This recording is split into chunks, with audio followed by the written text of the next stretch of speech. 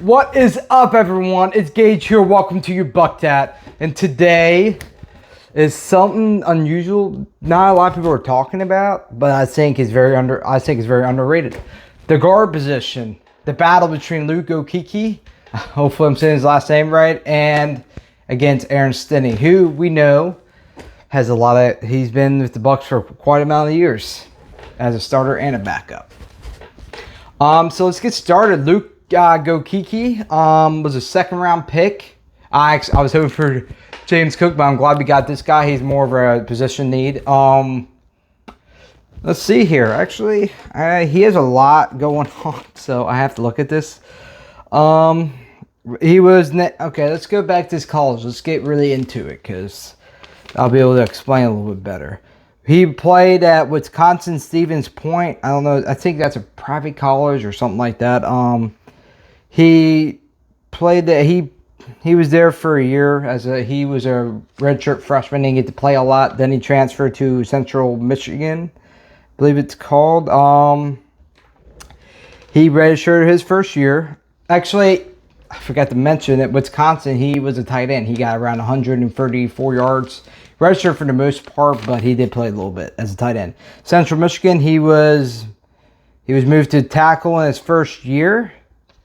He didn't play a lot. In his next year, he started all 14 games. In 2019, was named first team All Mid-American Conference. I don't know college. You guys probably know that better than me, so I'd say pretty good if his first all team.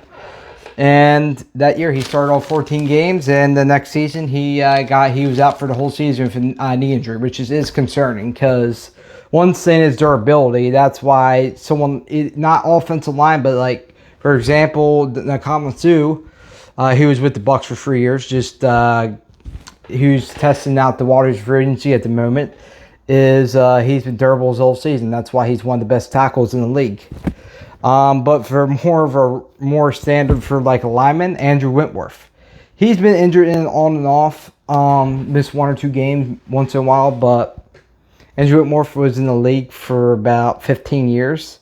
Played for the Bengals for a little over 10 years, and then played like 4 years with the Rams, won the Super Bowl, and he just retired this year.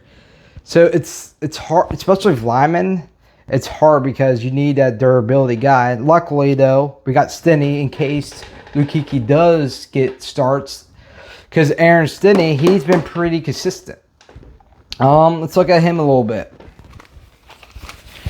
Also, the one thing I do like about goedeke, he's a freaking beast in there, bro. He gets wild. He's like, I'm a freaking glass eater. I'll pancake you, bro. That's what we need. Especially if Ryan Jensen possibly retiring after this year, because he is getting up to age and he got a lot of guaranteed money, so he really doesn't have to stay for the next 3 years. But anyway, let's get to Stinnie. Okay, so he redshirted his freshman year. His sophomore year, he started as a defensive lineman. So he got like a sack and a half and 11 tackles, that kind of thing. Must have been like I don't know, maybe like a tackle or something. Maybe a backup tackle or reserve, whatever. Before moving to lineman the next season, which would have been, I forget when he was drafted. So it was probably like 2016 because he was drafted. He wasn't drafted. He was undrafted in 2018, I believe. Then the next year, Stinnie became a lineman. He actually became he started there for 3 years as a lineman. And his sophomore year, he was a first-team All-American selection. And I already read it, so I don't even need to look at this. He actually he was with the Titans for about 2 years as undrafted. 2020, that's when he came with the Bucks. He did start a few games for the Titans. Then they reverted him to the practice squad and then released him. That's when the Bucks picked him up when he was in the practice squad with the Titans. He was back up for a little while until Ali Marpet got injured, messed up his knee, and he started all 3 playoff games, including the Super Bowl for the Bucks. So he's a big contributor to the playoff, and I think he's very underrated. And so this proves Stinnie can step up when needed. He's starting the playoffs. and the Super Bowl against a decent defense, a Super Bowl defense nonetheless. So it's definitely either side I'd be happy with, but I do like the rookies. I do like Luke Goedeke. That dude's a freaking monster in the lineman. Like, he has that energy. You don't even want to that dude's a little nuts. He's a glass eater, man. I don't want to be messing with that dude. I'm good. I'm good. Yeah, I'm excited. I do like Stinnie for two reasons. He has experience, and two, he's healthy. He's consistently healthy. Oh, I forgot to mention, Alex Stinnie, those 3 years, he played 42 games consecutive. He didn't miss a game. Which, Eric Stinnie, that's where he has the edge. He's healthy. He's consistent. But what gives Luke Goedeke the edge is he's a high draft pick, for one. And secondly, because he's a high draft pick, and he is a monster on the field. Like, he makes a present when he's on the offensive line. Aaron Stinnie doesn't give me that vibe. He seems like kind of probably Trenton Worf, because Trenton Worf is a great lineman. Don't get me wrong, but he doesn't get like that little wild side, because some of them like Jensen, he gets to face everyone. Like, you want to mess with me, bro? I'll pancake you. I will literally pancake you, bro. That's what Jensen. He's a leader. That's what you need. You need that offensive lineman. I'll get crazy.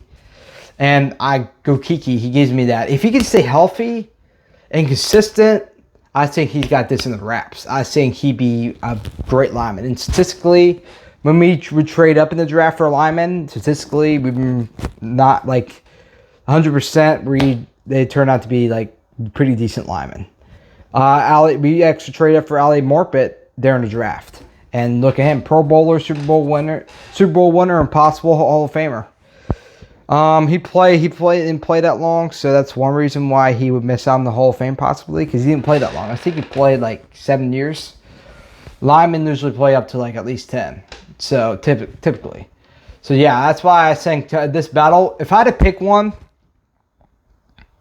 my heart says Luke Kuechly, because I like that dude a lot, and I think he'd be I think he'd make a big presence in the offensive line, but I don't think they're going to rush the rookie. I have to go Stinnie. Dude's consistent, healthy. He started during the playoffs, during the Super Bowl. He did great. So over the edge, I got to go with the veteran, Aaron Stinnie.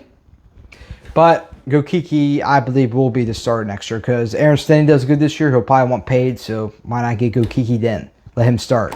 But anyway, guys, I hope you enjoyed this video. Like and subscribe and comment. Tell me, guys, your thoughts. Who do you think is going to win the guard position? Goedeke or Aaron Stinnie? Let me know, guys. And I hope you buck that.